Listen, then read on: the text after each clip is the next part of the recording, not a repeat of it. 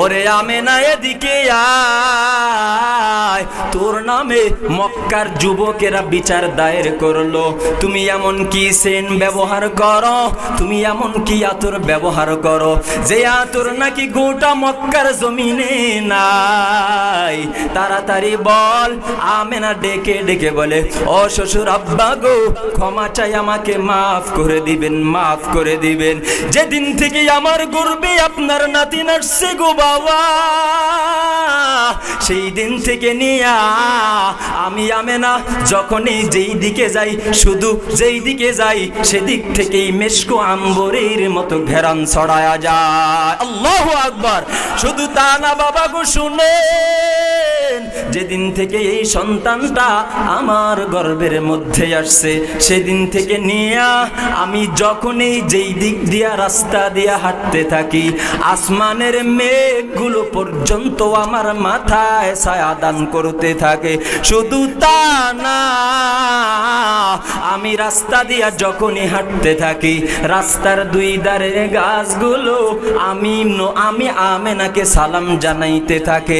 ও বাবা গো, শুধু তা না, আমি যখন কুয়ার মধ্যে পানি তোলার জন্য যাই, এই সন্তান গর্ভে আসার আগে কুয়ার মধ্যে পানি তুলতে গেলে বালতি ফালাইয়া ফালাইয়া পানি উঠাইতাম, কিন্তু এই সন্তানটা আসার পর যখনই আমার গর্ভে আসলো সেদিন থেকে নিয়ে আর আমার কুয়ার মধ্যে বালতি ফালানোর প্রয়োজন হয় নাই, বরং আমি কুয়ার কাছে গিয়া দেখি কূপের পানি আমার কাছে চলে আসছে।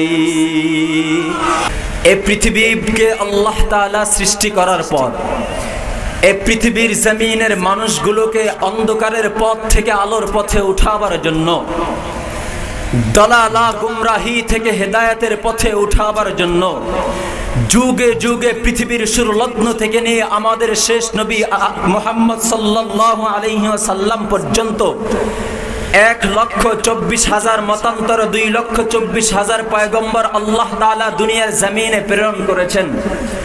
বলেন তো, আল্লাহ তাআলা ভালোবেসে মহব্বত করে দয়া করে আমাদেরকে কোন নবীর উম্মত বানিয়েছেন? শেষ নবীর উম্মত বানিয়েছেন।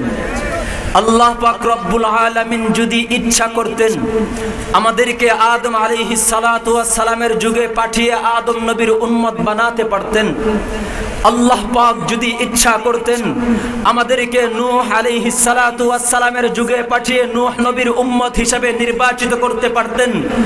আল্লাহ পাক যদি ইচ্ছা করতেন আমাদেরকে পর্যায়ক্রমে ইব্রাহিম আলাইহিস সালাতু ওয়াস সালাম, ইসমাঈল আলাইহিস সালাতু ওয়াস সালাম, এভাবে ঈসা আলাইহিস সালাতু ওয়াস সালাম পর্যন্ত সমস্ত নবীদের যুগে পাঠিয়ে পাঠিয়ে কোনো না কোনো এক নবীর উম্মত হিসাবে আমাদেরকে নির্বাচিত করতে পারতেন। কথা বলেন ঠিক কি ঠিক না? তখন আমরা শ্রেষ্ঠ নবীর শ্রেষ্ঠ উম্মত হতে পারতাম না। কিন্তু আল্লাহ পাক রব্বুল আলামিন যতগুলো মাধ্যম দিয়ে আমাদেরকে শ্রেষ্ঠত্ব দান করেছেন, এর অনেক মাধ্যম রয়েছে। তন্মধ্য হতে একটা মাধ্যম হলো এ দুনিয়ার জমিনে আল্লাহ পাক রব্বুল আলামিন আসমানি কিতাব হিসেবে ঈসা আলাইহিস সালাতু ওয়াস সালামের উপরে নাজিল করেছেন ইনজিল। এ দুনিয়ার জমিনে আল্লাহ তাআলা মূসা আলাইহিস সালাতু ওয়াস সালামের উপরে আসমানি কিতাব হিসেবে নাজিল করেছেন তাওরাত। দাউদ আলাইহিস সালাতু ওয়াস সালামের উপরে আসমানি কিতাব হিসেবে নাজিল করেছেন জাবুর।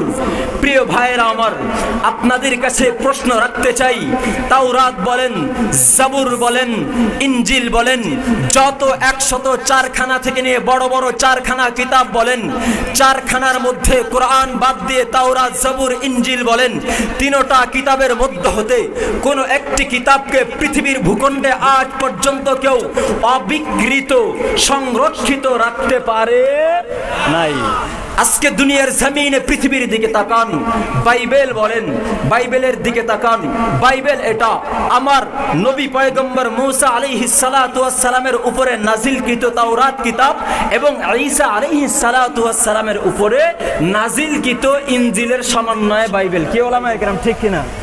ইনজিলের সমন্বয়ে, এই দুটির সমন্বয়ে তারা অন্য অন্য নবীর উপরে আসমানি নাজিলকৃত কিতাবের এই ঐতিহ্যকে তারা অবিকৃত ধরে রাখতে পারে নাই, সংরক্ষিতভাবে ধরে রাখতে পারে নাই। বর্তমান পৃথিবীর বুকে যা আছে সব অবিকৃত। কিন্তু আপনাদের কাছে প্রশ্ন রাখতে চাই, মহাগ্রন্থ ঐশী বাণী আল কোরআন, যেই কোরআন আল্লাহ পাক রব্বুল আলামিন মহব্বত করে, যেই কোরআন মহান রব্বি করিম ভালোবেসে একমাত্র শুধুমাত্র পৃথিবীর শুরুলগ্ন থেকে নিয়ে আদম নবী থেকে নিয়ে আমাদের নবী পর্যন্ত যত পয়গম্বর এসেছে কোন নবীর উপরে দেয় নাই, ভালোবেসে মহব্বত করে স্নেহ করে আদর করে যত্ন করে আমাদের নবীর উম্মত তথা আমাদের উপরে নাজিল করেছেন। জোরে বলেন সুবহানাল্লাহ। এটা হলো দুনিয়ায় শ্রেষ্ঠত্ব।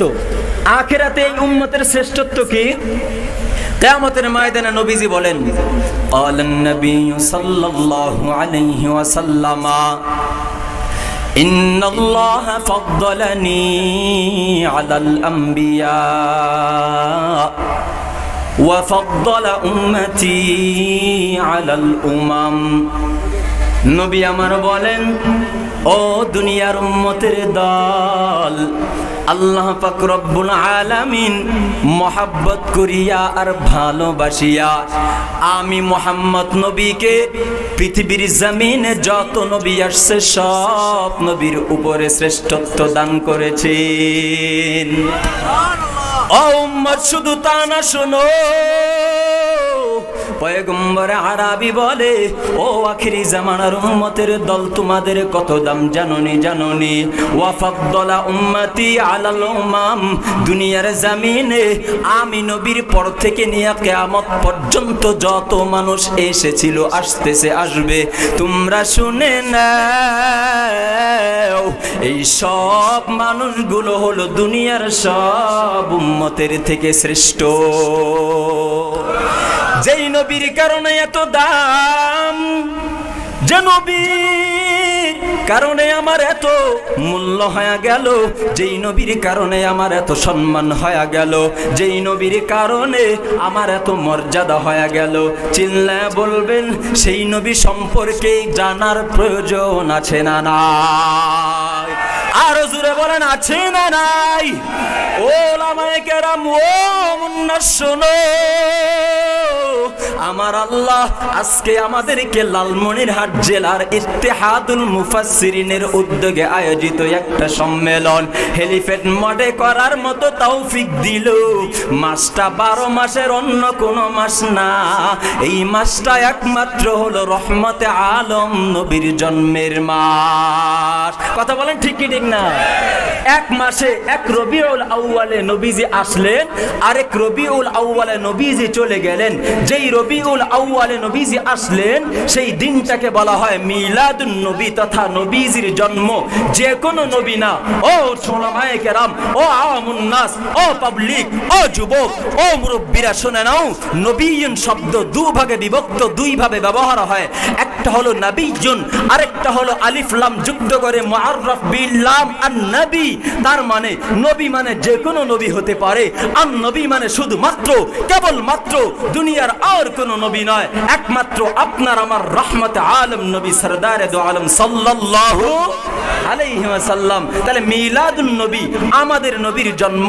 এক রবিউল আউয়ালে নবীজির জন্ম, আরেক রবিউল আউয়ালে নবীজি বিদায় নিয়ে চলে গেলেন। মাঝখানে নবীজির 63 বছরের জিন্দেগির নাম হলো সিরাতুন নবী। বুঝাইতে পারছি?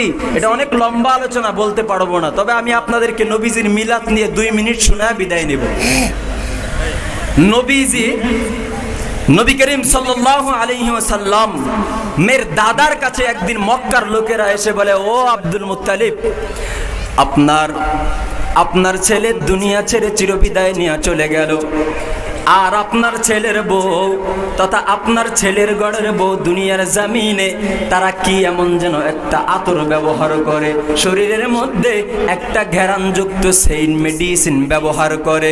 ও আব্দুল মুত্তালিব, আপনি তো জানেন স্বামী মারা যাওয়ার পরে 4 মাস কোনো কিছু ব্যবহার করা যায় না, তবে আপনার ঘরের ছেলের বউ স্বামী মারা যাওয়ার পরে শরীরে আবার কি ধরনের সেইন ব্যবহার করলো, যার ঘেরান আমরা জীবনেও কখনো কখনো কোনোদিনও পাই নাই। তাড়াতাড়ি আব্দুল মুত্তালিব এবার নিজের ছেলের বউকে ডাক দিল, ওরে আমেনা এদিকে আয়, তোর নামে মক্কার যুবকেরা বিচার দায়ের করলো। তুমি এমন কি সেন ব্যবহার করো, তুমি এমন কি আতর ব্যবহার করো যে আতর নাকি গোটা মক্কার জমিনে নাই। তাড়াতাড়ি বল। আমেনা ডেকে ডেকে বলে, ও শ্বশুর আব্বা গো, ক্ষমা চাই, আমাকে মাফ করে দিবেন, মাফ করে দিবেন। যেদিন থেকে আমার গর্বে আপনার নাতি আসছে গো বাবা, সেই দিন থেকে নিয়া আমি আমেনা যখনই যেই দিকে যাই, শুধু যেই দিকে যাই সেদিক থেকেই মেশকো আম্বরের মতো ঘেরান ছড়ায়া যায়। আল্লাহু আকবার। শুধু তা না বাবা গো, শুনেন, যেদিন থেকে এই সন্তানটা আমার গর্ভের মধ্যে আসছে সেদিন থেকে নিয়া আমি যখনই যেই দিক দিয়া রাস্তা দিয়া হাঁটতে থাকি, আসমানের মেঘগুলো পর্যন্ত আমার মাথায় ছায়া দান করতে থাকে। শুধু তা না, আমি রাস্তা দিয়া যখনই হাঁটতে থাকি, রাস্তার দুই ধারের গাছগুলো আমি আমেনাকে সালাম জানাইতে থাকে। ও বাবা গো, শুধু তা না, আমি যখন কুয়ার মধ্যে পানি তোলার জন্য যাই, এই সন্তান গর্ভে আসার আগে কুয়ার মধ্যে পানি তুলতে গেলে বালতি ফালাইয়া ফালাইয়া পানি উঠাইতাম, কিন্তু এই সন্তানটা আসার পর যখনই আমার গর্ভে আসলো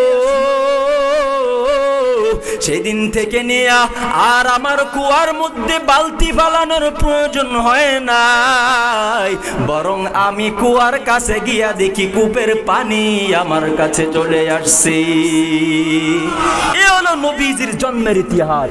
প্রিয় ভাইয়েরা আমার, সংক্ষিপ্ত সময়ের আলোকে আমি আপনাদেরকে বুঝাইতে পারি নাই, কারণ বর্তমান জমিনে পৃথিবীর বুকে মিলাদুন নবী নাম দিয়ে, ঈদে মিলাদুন নবী নাম দিয়ে যেই সমস্ত আনন্দ মিছিল আর উৎসব আর সিন্নি পাকানো হয়, এটা কোনোদিনও মুসলমানের কৃষ্টি কালচার হতে পারে না। আমার নবীকে ভালোবাসতে হবে, আমার নবীর মিলাদুন নবী পালন করতে হবে, নবীজির বাতানো পন্থায় আমার নবীর মিলাদুন নবী পালন করতে হবে, সাহাবায়ে কেরামের শেখানো পন্থায় আমার নবীর মিলাদুন নবী পালন করতে হবে, তবে তাবিঈনের বাতানো পন্থায় দুনিয়ার তোমার আমার মানব রচিত কোন দানব রচিত বাতানো পন্থায় আমার নবীর মিলাদুন নবী পালন করা যায় না। স্পষ্ট ঘোষণা। আমার আগে ওলামায়ে কেরাম মিলাদুন নবীতে কি পালনীয় বলে গিয়েছেন। নবীজিকে জিজ্ঞাসা করা হলো মুসলিম শরীফের হাদিস, ও পয়গম্বর, আপনি মিলাদুন নবী কেন্দ্র করে আপনি যে সোমবারে আর বৃহস্পতিবারে রোজা রাখেন, এর কারণ কি? নবীজি দুটি জবাব দিয়েছেন। এক নম্বর হলো সোমবারের দিন রোজা রাখার কারণ, সোমবারে আমার জন্ম, বৃহস্পতিবারে রোজা রাখার কারণ হলো এই বৃহস্পতিবারে উম্মতের আমল মালিকের দরবারে উঠানো হয়। আমি চাই আমার আমলটা যেন রোজা অবস্থা আল্লাহর কাছে উঠুক। আমরা নবীজির মিলাদ পালন করব রোজা রাখার মাধ্যমে, ঠিক আছে না ইনশাআল্লাহ? আল্লাহ তাআলা আমাদের সবাইকে যতটুকু কথা হলো আমল করার মতো তৌফিক দান করেন। ওয়া আখিরু দাওয়ানা আনিল হামদুলিল্লাহি রাব্বিল আলামিন। আসসালামু আলাইকুম ওয়া রাহমাতুল্লাহ।